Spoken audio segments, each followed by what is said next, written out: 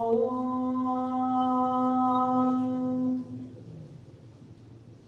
أن لا إله إلا الله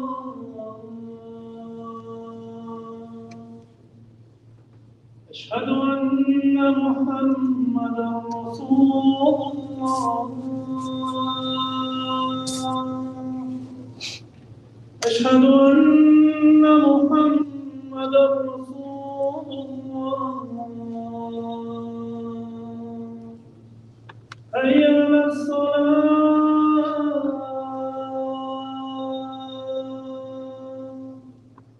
حي على الصلاة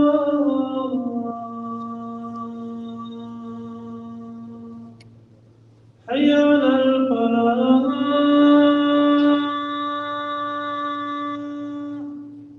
حي على الفلاح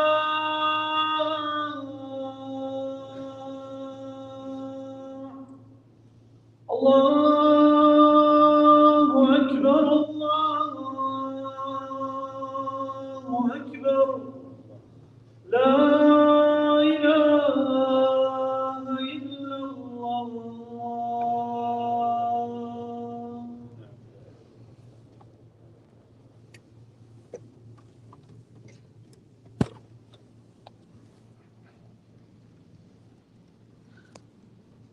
إن الحمد لله نحمده ونستعينه ونستغفره ونؤمن به ونتوكل عليه ونعوذ بالله من شرور أنفسنا ومن سيئات أعمالنا من يهده الله فلا مضل له ومن يضلله فلا هادي له وأشهد أن لا إله إلا الله وحده لا شريك له وأشهد أن سيدنا ومولانا محمدا عبده ورسوله أما بعد فأعوذ بالله من الشيطان الرجيم يا أيها الذين آمنوا اتقوا الله حق تقاته ولا تموتن إلا وأنتم مسلمون وقال تعالى ظهر الفساد في البر والبحر بما كسبت أيدي الناس ليذيقهم بعد الذي عملوا لعلهم يرجعون وقال تعالى ما أصاب من مصيبة إلا بإذن الله ومن يؤمن بالله يهدي قلبه والله بكل شيء عليم.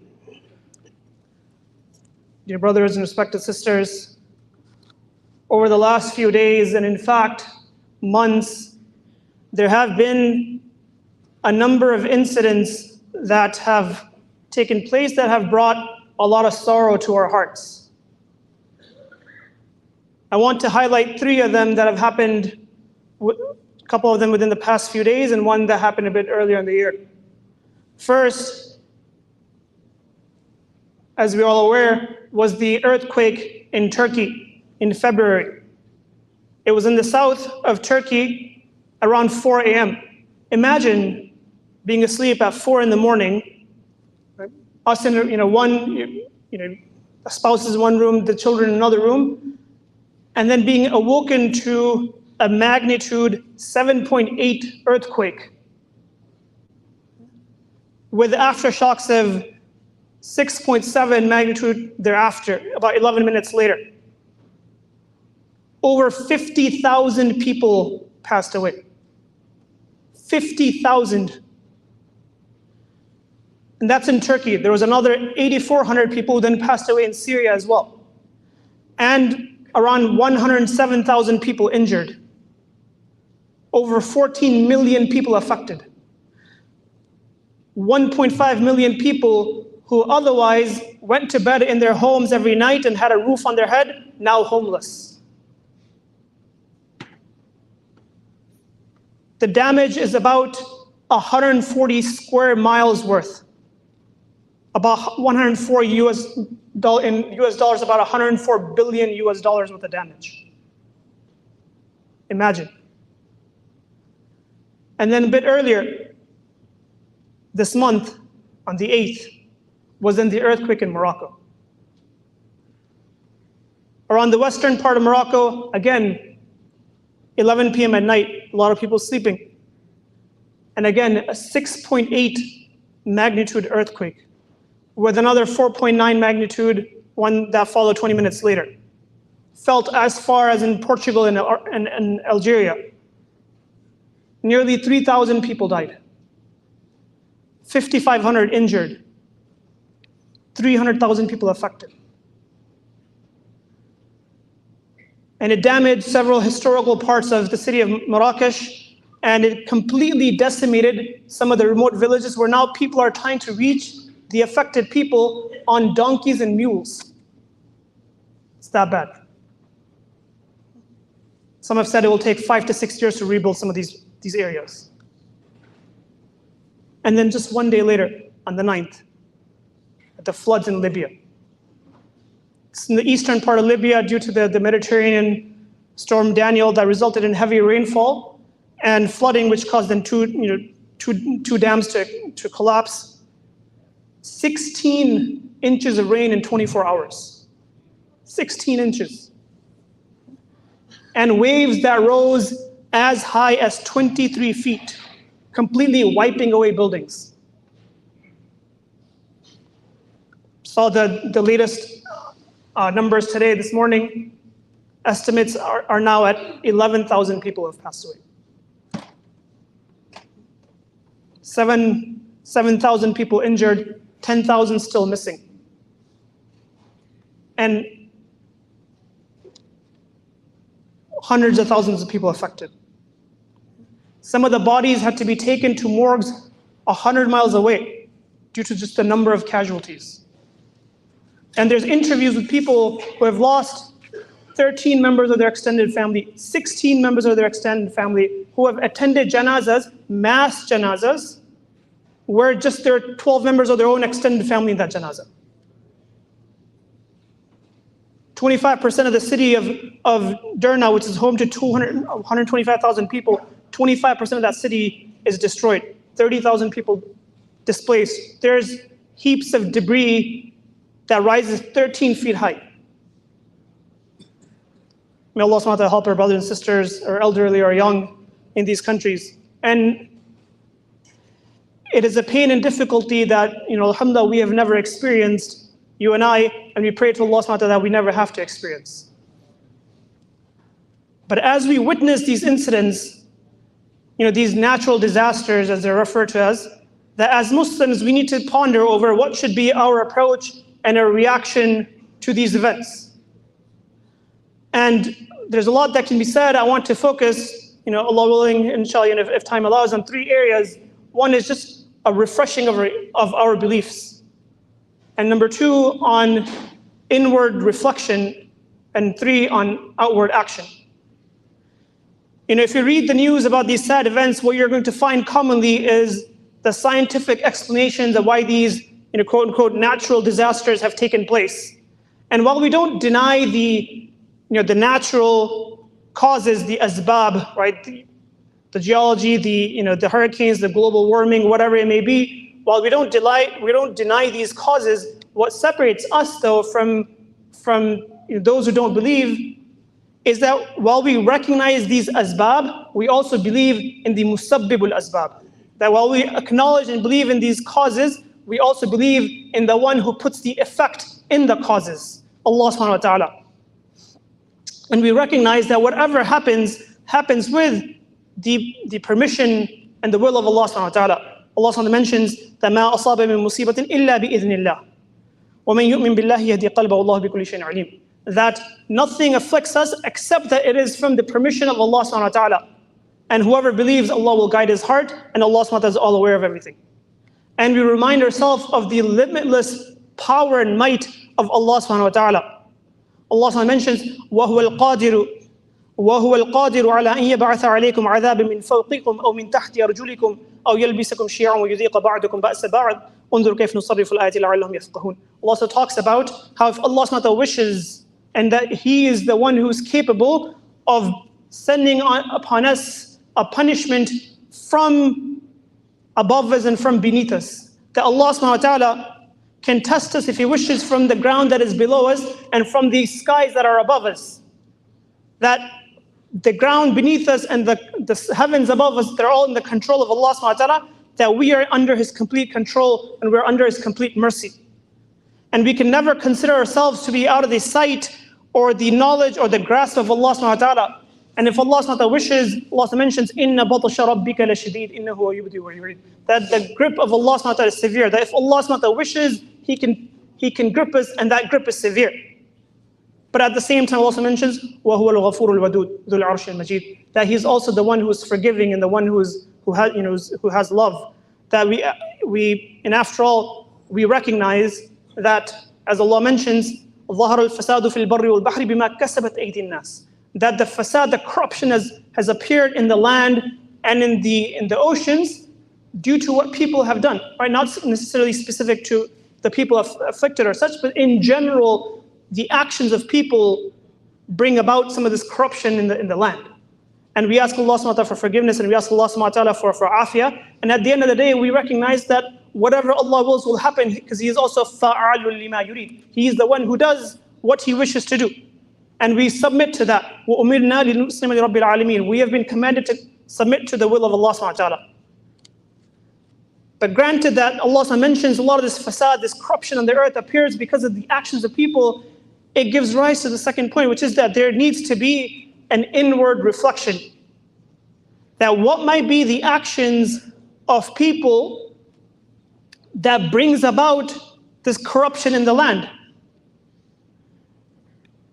The Prophet ﷺ mentioned, the hadith is in Sunan Tirmidhi, Abu Hurairah radiallahu anhu narrates. He said, قال رسول الله صلى الله عليه وسلم إذا اتخذ الفيء دولا والأمانة مغنما والزكاة مغرما وتعلم لغير الدين وأطاع الرجل امرأته وأقى أمه وأدنى صديقه وأقصى أباه وظهرت الأصوات في المساجد وساد القبيلة فاسقهم وكان زعيم القوم أرذلهم وأكرم الرجل مخافة شره وظهرت القينات والمعازف وشربت الخمور ولعن آخر هذه الأمة أولها. That the Prophet mentioned signs. And he said, if these things appear, then he mentioned, then these things will happen. That if this happens, then it will result in that. And he mentioned a few signs to look for. And there are 13 signs that are mentioned in this hadith. The Prophet mentioned, and we find that all these signs, we can find examples of it in our society, in the world. The Prophet mentioned that when public property is regarded as personal possession, and we find examples of this in many Muslim lands or even non-Muslim lands where there was Muslim rulership or Muslim control, like even in like places like India and such, where the awqaf were set up, where the endowments were set up, lands were set up as waqf, and what we find is that over time people have just taken them over as personal property. The Prophet mentioned when the trusts are violated.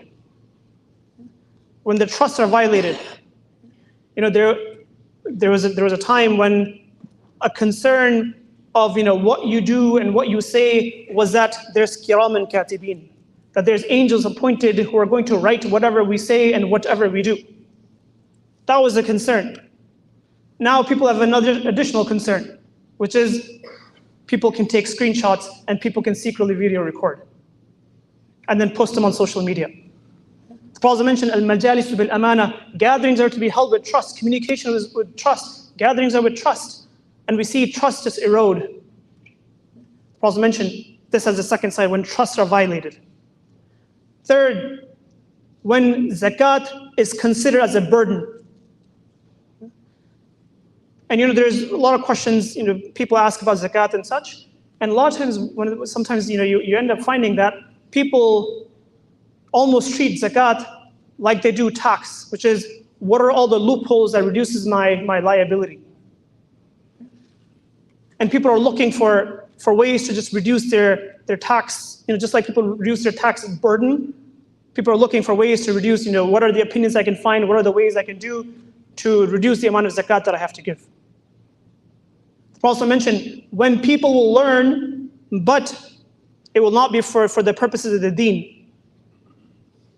That people will learn, but it won't be for the deen.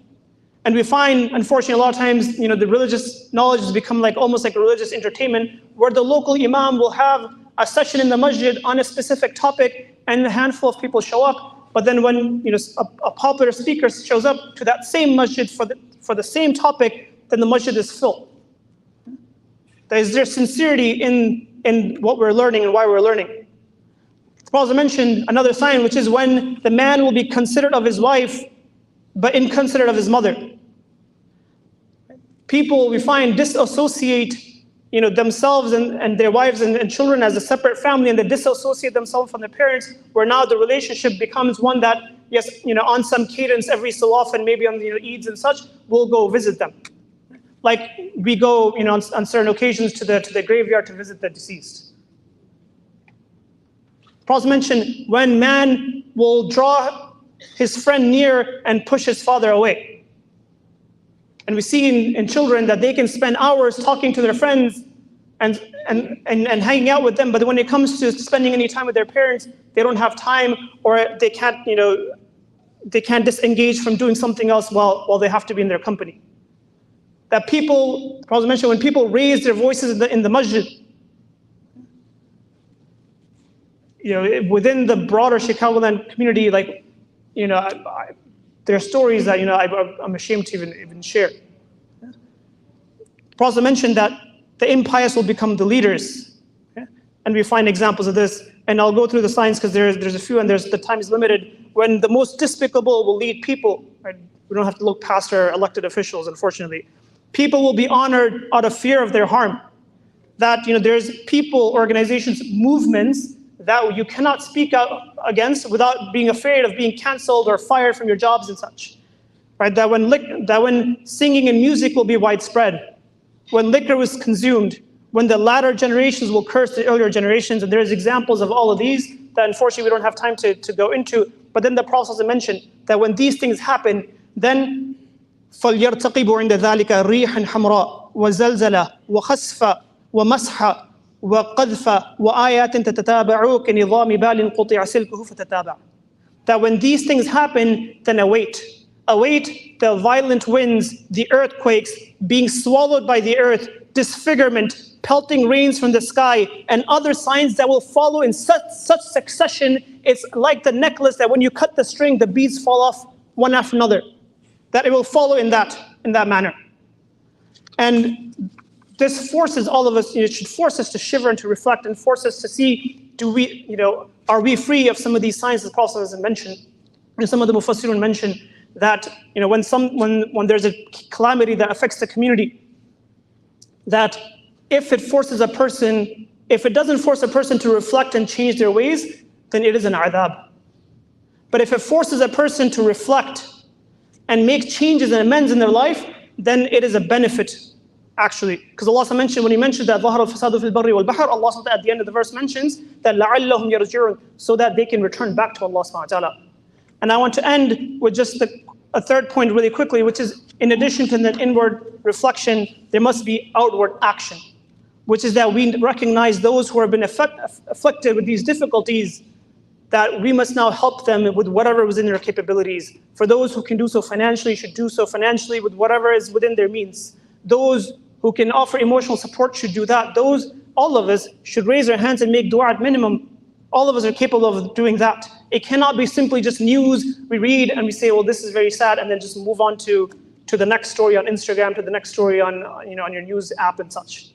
There has to be some action that comes about from it. Both there has to be refreshing of our beliefs, inward reflection, and then also there should be outward action. We ask Allah subhanahu wa ta'ala for afiyah and for assistance of our brothers and sisters who are in need, and for tawfiq for us to rectify ourselves. Before I end the first khutbah, I just again would like to add that, as it was mentioned earlier, the masjid is getting full. There are brothers outside, so please, as we take a break between the two khutbahs, please, if you find any space up front, move to the front and move to the right. وَأَقُولُ قَوْلِي هَذَا وَأَسْتَغْفِرُ اللَّهَ لِي وَلَكُمْ وَلِسَائِرِ الْمُسْلِمِينَ فَاسْتَغْفِرُوهُ إِنَّهُ هُوَ الْغَفُورُ الرَّحِيمُ.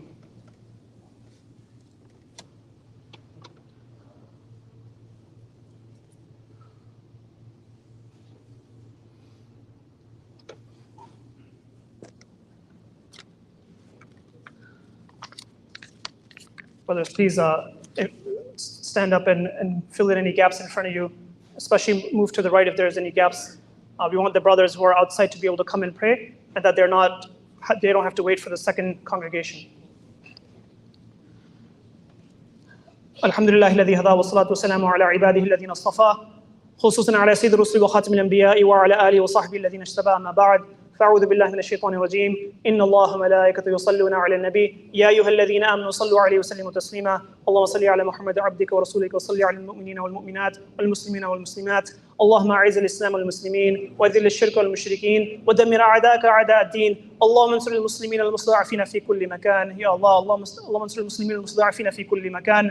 اللهم اشف مرضانا ومرضى المسلمين. اللهم ارحم امواتنا. اللهم اغفر لهم وارحمهم وعافهم واعف عنهم واكرم نزلهم ووسع مدخلهم واغسلهم بالماء والثلج والبرد ونقهم من الذنوب والخطايا كما ينقى الثوب الابيض من الدنس.